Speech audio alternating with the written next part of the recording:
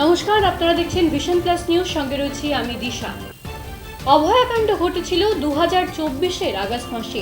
আজ 2025-এর 1 আগস্ট। কেটে গিয়েছে একটা প্রায় গোটা বছর। আর কিছুদিন পরেই সেই অভয়ার যে কাণ্ড ঘটেছিল, যে বর্বরোচিত কাণ্ড ঘটেছিল, সেই কাণ্ডের 1 বছর পরিপূর্ণ হবে।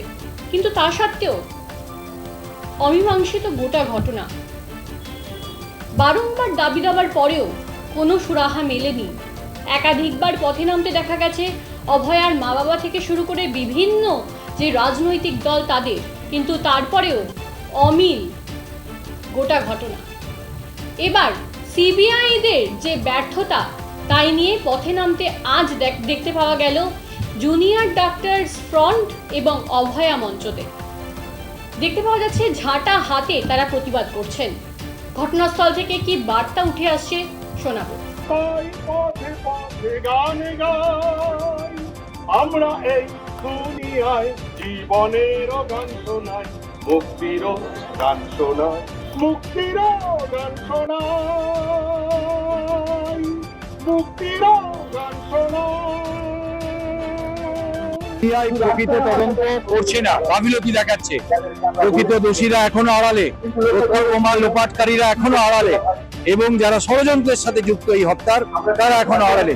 তাই সিবিআই কে মনে করাতে এসেছি, তোমাদের দায়িত্ব পালন করো, অবিলম্বে চার্জশিট দাও এবং এদের বিচারের আওতায় আনো। তাই আমরা প্রতীকী ঝাড়ু হাতে এসেছি। সিবিআই অফিসের জঞ্জাল পরিষ্কার করে আমরা তালা লাগিয়ে যাব। সিবিআই অফিস এখান থেকে তারা অন্য জায়গায় সরে গেছে, আমরা সেই অফিসে গিয়ে আমাদের ডেপুটেশন দিচ্ছি।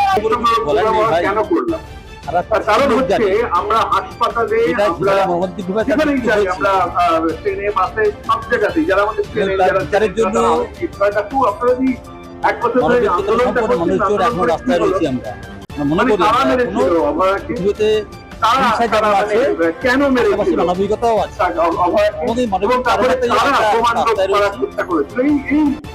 অভাবগুলো আমাদের চেনা, আমরা কেন প্রমাণ একটু ডাক্তার বলছিলেন, এবং আরেকটা সাংঘাতিক ব্যাপার, যাকে একমাত্র মাননীয় সে রাষ্ট্রের কাছে কেন এত ইম্পর্টেন্ট যে তাকে বাঁচানোর জন্য এত কোটি টাকা খরচা করে 1 বছর ধরে তাকে ছেড়ে দেওয়া হচ্ছে, এবং এখন বলা হচ্ছে তাকে মেরে ফেলো, তাকে মেরে ফেলো, এর বিচার নিয়েই ছাড়বে। সুতরাং প্রত্যেকটা ক্রাইম মনে পড়ে, আমরা এখন সকলে একটা বিচারক মণ্ডলী আমাদের লক্ষ্য করছেন, এবং আমরা দেখেছিলাম ভারতের সর্বোচ্চ বিচারালয়ে একজন বিচারক বলেছিলেন তার জীবনে তিনি এরকম ঘটনা দেখেননি, তারপরে সেই খামটা বন্ধ করে দিয়েছিলেন। আমরা আজও 1 বছর পর জানি না সেই খামে এই কারণ তার দিনের পর দিন তার পায়ের তলে মাটি সরে যাচ্ছে।